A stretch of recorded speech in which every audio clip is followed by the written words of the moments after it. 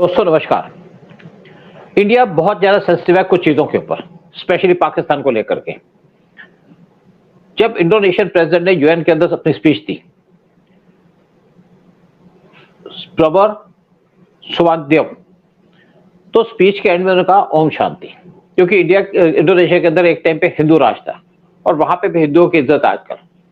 जब Chinese foreign minister India के अंदर आए थे 3 महीने पहले, तो उन्होंने जाना था पाकिस्तान, तो इंडिया ने कहा पाकिस्तान नहीं जाएंगे, क्योंकि इंडिया से ना तो पाकिस्तान जाएंगे ना पाकिस्तान से इंडिया के अंदर आएंगे, तो वो चले गए अफगानिस्तान, अफगानिस्तान से गए पाकिस्तान। इंडिया सेंसिटिव है इस इशू के ऊपर। और अब जो एग्रीमेंट किया गया सऊदी के द्वारा पाकिस्तान के साथ डिफेंस एग्रीमेंट, इस पे इंडिया को ऑब्जेक्शन है। सऊदी के क्राउन प्रिंस ने पीएम मोदी से फोन पे बात की और बताया कि एग्रीमेंट किया गया ताकि हूथी रेबल्स को हम काउंटर कर सके, और उन्होंने अपनी एक्सप्लेनेशन दी। लेकिन इंडिया कोई चीजें टॉलरेट नहीं करता, और इंडिया ये भी नहीं टॉलरेट करेगा कि सऊदी पाकिस्तान के साथ डिफेंस एग्रीमेंट करे। और अगर वो डिफेंस एग्रीमेंट साइन करता है तो इससे इंडिया को फर्क नहीं पड़ेगा, क्योंकि उनकी आर्मी हमें कुछ नहीं कर सकती, कोई नुकसान नहीं पहुंचा सकती। ना वो आर्मी भेजेंगे, ना उनकी आर्मी इफेक्टिव है। लेकिन हमारे कुछ असूल हैं, उस पर चलते हैं, उसी पे बात करेंगे। और जो इस टाइम पे दोनों कंट्री के बीच में एग्रीमेंट साइन किया गया, इंडिया ने जो 300 इनके शिप्स थे जो इंडिया के अंदर तेल लेके आ रहे थे, उनको वापस भेज दिया, जबकि सऊदी से 20% ऑयल लेते हैं अपनी रिक्वायरमेंट का। और वहां पे 40 लाख के आसपास लोग इस टाइम पे काम करते हैं सऊदी के अंदर, जो इंडियंस हैं। वहां से मेरा एविडेंस आती है, सऊदी के साथ रिलेशन अच्छे हैं, लेकिन सऊदी ने जो कदम उठाया उसने सोचे समझे नहीं उठाया, बगैर जल्दी में क्वेश्चन एक रिलेशन डेवलप कर दिया पाकिस्तान के साथ, जिससे इंडिया को ऑब्जेक्शन है। और इसी पे चर्चा करने के लिए जो दोनों कंट्री रिलेशन है और कैसे हम अपने रिलेशंस को टैकल करते हैं, टॉलरेट करते हैं, बात करेंगे उदय शंकर पानी जी से, जो बॉलीवुड की जानी मानी हस्ती है। और क्या, क्योंकि ये बहुत सी बातें करते हैं स्पेशली यूएस के बारे में, लेकिन आज गल्फ के बारे में बात करेंगे। तो जो इस टाइम पे पाकिस्तान और सऊदी ने डिफेंस रिलेशन को डेवलप करने की बात की है, जो एग्रीमेंट साइन किया गया, इस पे आप क्या बोलेंगे? सर, ये अपने ही घर में एक सांप को ऐसे लाए वो जो हरे को डसता है। कोई उसके प्रिंसिपल नहीं है, वो खाली इस्लाम के इमोशन लेके उसकी रोटी खाता है वो आदमी। तो मेरे ख्याल से वो दिन दूर नहीं है कि जब सऊदी इनको लात मार के भगाएगा, क्योंकि वो देखेंगे कि भैया ये लोग तो सुधरने वाले नहीं है, ये लोग हमारा ही नुकसान कर रहे हैं, हमने और इनको पैसे दे रहे हैं, सब दे रहे हैं, इसीलिए कि भैया वो हमारे यहाँ आर्मी भेजें, हमारे यहाँ हमें हमारे रक्षा, हमारे सोल्जर्स ना मरे, इनके सोल्जर्स को जो करना वो रिस्क ले आके, तो for that they were ready to spend any amount of money. But I am sure it is a mistake. और सऊदी आज नहीं तो कल ईरान की तरह और अफगानिस्तान की तरह कल पछताएगा कि हमने किस सांप को दूध पिलाया। साला हमने ही पिलाया उसको दूध और उसे हमें डर दिया। So it is going to be a bad experience for Saudi. That is definite. वो कहते हैं सत्यमेव जयते सर। देखिए, मेरे हिसाब से उदय सर, ये जो एग्रीमेंट साइन किया गया, ये बगैर सोचे समझे, कोई इनको डीप थॉट नहीं दी गई कि क्या इसके इम्प्लीकेशन हो सकते हैं। उनको लगा कि सऊदी पे हूथी सब पे अटैक करते हैं तो इनकी फोर्सेस को खड़ा कर देंगे, क्योंकि पहले भी डिमांड कर रहे थे पाकिस्तान से कि हमें आपको पैसा देते हैं तो आप अपने सोल्जर भेजो। लेकिन डिफेंस एग्रीमेंट करके इसके साथ ये भी कहा गया है कि पाकिस्तान उनको न्यूक्लियर अम्ब्रेला प्रोवाइड करेगा, यानी कि न्यूक्लियर बम भी उनको दे देगा। लेकिन इस इश्यू के ऊपर बहुत सी प्रॉब्लम हो गई। हमने वैसे जब ऑपरेशन सिंदूर किया था तो पाकिस्तान की 2 एयरबेसेस को डिस्ट्रॉय कर दिया था, और जो उनके न्यूक्लियर इंस्टॉलेशन से उनको इस हाल में ला दिया था कि तो ऑपरेट ना कर सके। तो सऊदी को जो पाकिस्तान की सपोर्ट मिली है उससे बहुत सी कंट्री नाराज है, इंडिया नाराज है। उनकी बात भी करेंगे कौन कौन सी कंट्री नाराज है। कतर नाराज है क्योंकि कतर पे इजराइल ने अटैक किया। इजराइल नाराज है क्योंकि इजराइल के अच्छे रिलेशन चल रहे थे सऊदी के साथ, और एक अब्राहम एग्रीमेंट साइन किया गया था यूएई और दूसरी कंट्रीज के साथ, जिसमें सऊदी की पीछे पूरी सपोर्ट थी। इजराइल सऊदी पे अटैक नहीं करेगा क्योंकि यहाँ पे टेररिस्ट नहीं पलते। साथ में ईरान नाराज है, ईरान ने भी उनको धमका दिया बहुत जोर से। साथ में टर्की भी नाखुश है, और कुछ गल्फ कंट्रीज यूएई भी से नाराज है कि आपने अपने अम्ब्रेला लेकर के आपने तो सेव कर लिया, हमें छोड़ दिया। बहरीन भी नाराज है। साथ में रशिया, वो इंडिया के साथ खड़ा हो गया कि आपके साथ जो सऊदी ने किया हम आपके साथ खड़े हैं। और साथ में कुछ और कंट्रीज हैं वर्ल्ड की, यूरोप भी खुश नहीं है। देखिए, आप हर एक कंट्री दूसरी कंट्री को न्यूक्लियर लेना देगा तो कैसे वर्ल्ड चलेगा? आप न्यूक्लियर आर्म्स अपने दे देंगे, तो यूएस क्यों नहीं कुछ बोला? यूएस का डबल स्टैंडर्ड है यहाँ पे। लेकिन बात आती है कि इस पे इंडिया का इम्पैक्ट पड़ेगा कि इंडिया क्यों ऐसी पॉलिसी को अडॉप्ट नहीं करता। देखिए, इंडिया इनसे 20% ऑयल लेता है। इंडिया के वहां पे 40 लाख के आसपास लोग सऊदी में काम करते हैं। इंडिया को रेमिटेंस मिलती है वहां से, मे बी अराउंड $7 बिलियन की। और इंडिया ने सऊदी के साथ रिलेशन को बड़े अच्छे से चलाया था। जब पीएम मोदी पावर में आए तो उनकी पहले विजिट हुई थी सऊदी के अंदर 2016 में।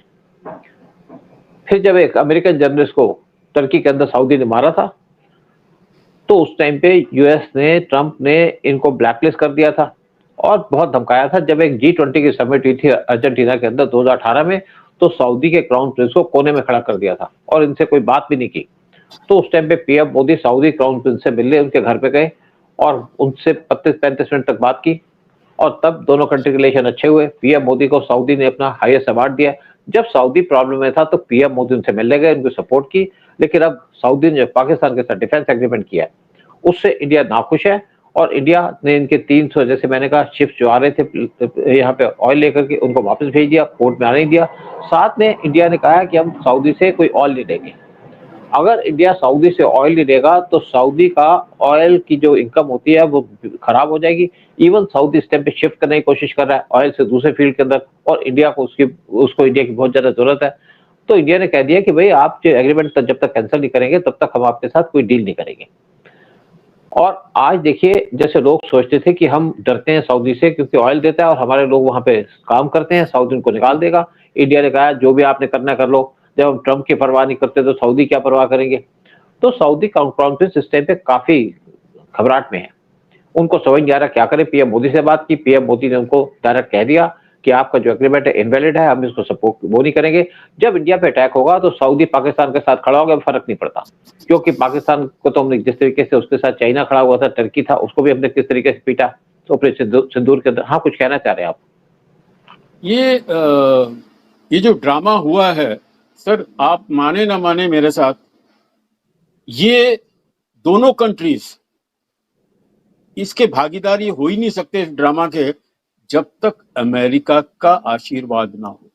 मुझे तो ये पूरा यकीन है सर कि दोनों पिट्ठू हैं अमेरिका के, Saudi as well as Pakistan.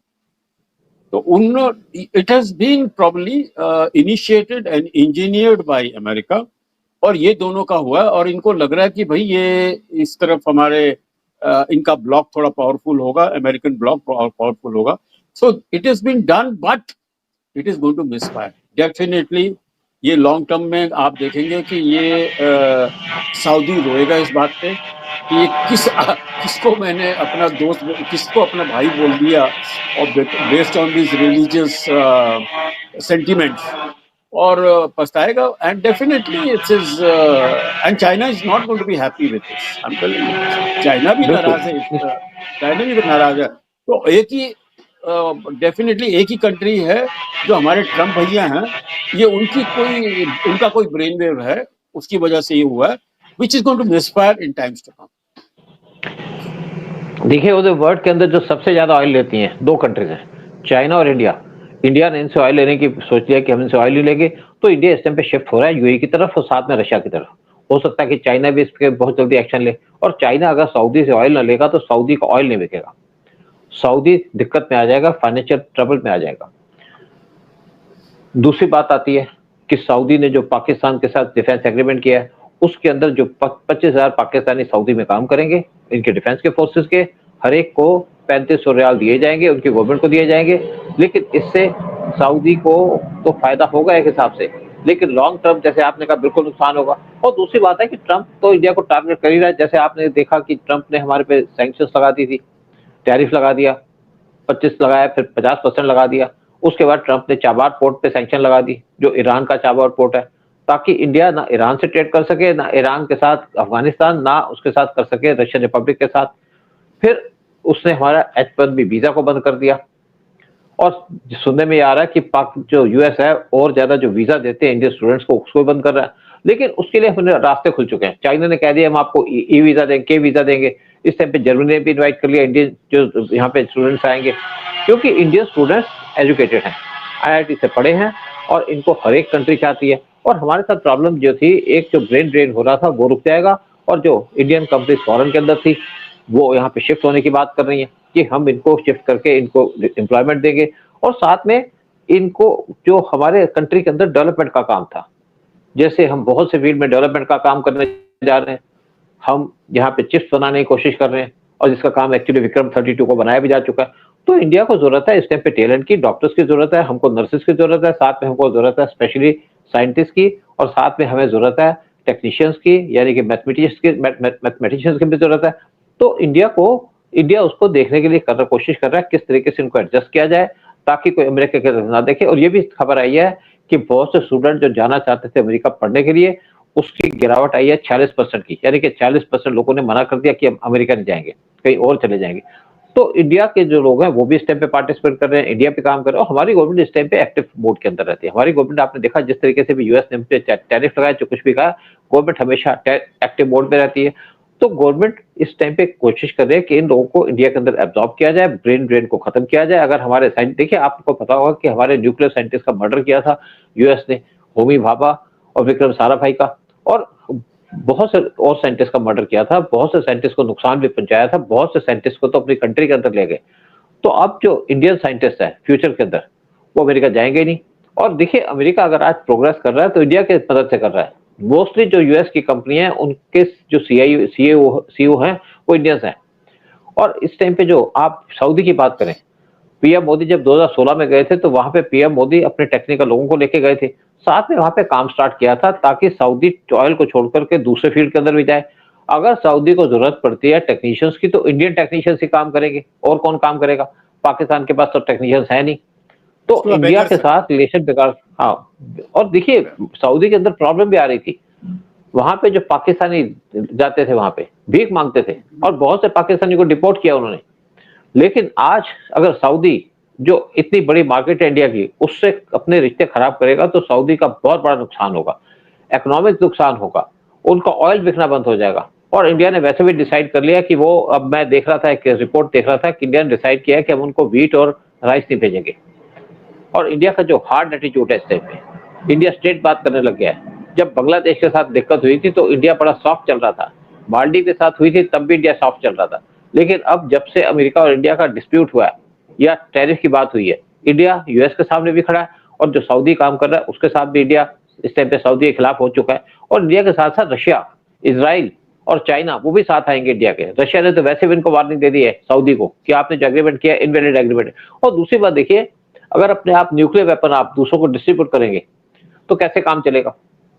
US क्यों नहीं बोलता इस पे?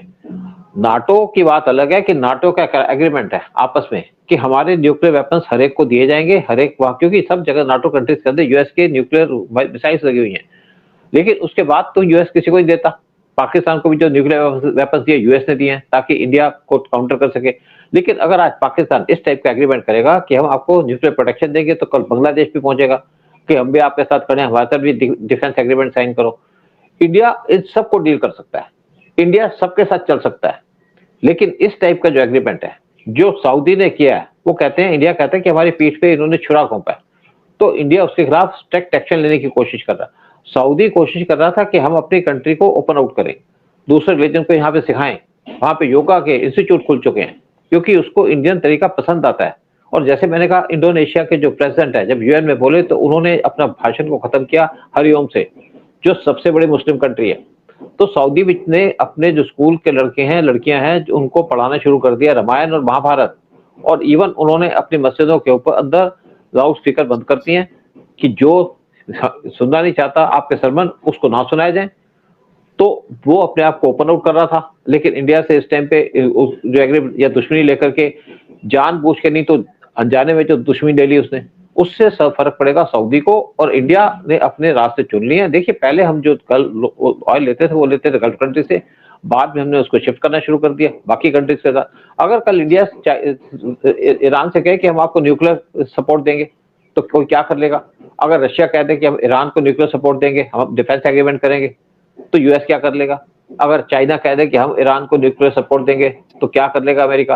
तो ये जो एग्रीमेंट किया गया सऊदी के साथ पाकिस्तान के द्वारा, जो एक इनवैलिड एग्रीमेंट है, जो वायलेट करता है इंटरनेशनल ट्रीटीज, उस पर तो आवाज उठानी चाहिए थी, अमेरिका को भी और बाकी कंट्रीज को भी। यूएन के अंदर ट्रंप बोल रहे थे कि आज यूएन इनवैलिड हो चुका है। इनवैलिड किसने किया? वो किया यूएस ने और किया स्पेशली ट्रंप ने। तो जो सऊदी के साथ इस टाइम पे इंडिया के रिलेशन चल रहे हैं, उस टाइम पे स्ट्रेंड है। इंडिया किसी भी तरीके से टॉलरेट नहीं करेगा जो सऊदी का एटीट्यूड है या डिफेंस एग्रीमेंट सऊदी के साथ किया है पाकिस्तान ने और पाकिस्तान ने सऊदी के साथ, तो उसके ऊपर इंडिया को बहुत ज्यादा चिंता है, परेशानी है। लेकिन इंडिया इसको डायरेक्टली फ्रंट फुट पे खेल करके सऊदी को चैलेंज कर रहा है। मुझे लगता है कि हमने सारी बातें कर दी हैं यहाँ पे। Right sir, I think you have covered everything. और एंड में आपसे रिक्वेस्ट करेंगे कि हमारे वीडियोस को सब्सक्राइब, चैनल को सब्सक्राइब कीजिएगा और वीडियो को शेयर कीजिएगा, ताकि हम आपको अच्छे अच्छे वीडियो, प्रॉपर वीडियो बता सके, प्रॉपर इन्फॉर्मेशन दे सके, क्या वर्ल्ड के अंदर हो रहा है, क्या हो रहा है दूसरी कंट्रीज के अंदर और क्या इंडिया के अंदर चल रहा है हमारे डिफेंस को लेकर के। जय हिंद, जय भारत। जय हिंद सर, जय भारत, वंदे मातरम।